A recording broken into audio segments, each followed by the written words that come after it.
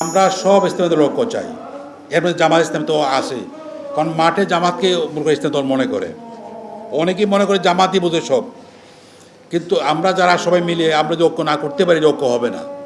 ঐক্য যদি করতে চাই আমরা, জামাতকে বাদ দিয়ে ঐক্য করা যাবে না, এটা কোনো বাস্তব কোনো বিষয় না। এটা আমাদের দল একমত, আমার দলের আমাদের নির্বাহী পরিষদ পুরো একমত। আর সিদ্ধান্ত হয়েছে আমাদের, আমরা ঐক্যবদ্ধ হওয়ার চেষ্টা করব এবং জামাতকে সবাই ঐক্যবদ্ধ হব।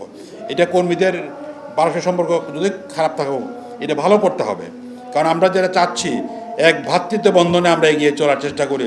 দল আমরা ভিন্ন হতে পারি, আমার দৃষ্টিভঙ্গি ভিন্ন হতে পারে, কর্মনীতি ভিন্ন হতে পারে, কিন্তু জাতীয় প্রশ্নে, ইসলামের প্রশ্নে আমরা এক ও অভিন্ন থাকা উচিত।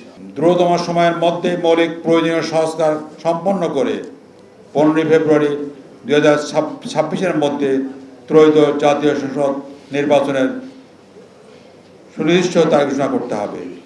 অবাধ, নিরপেক্ষ, সুষ্ঠু নির্বাচনের জন্য লেভেল প্লেইং ফিল্ড নিশ্চিত করতে হবে।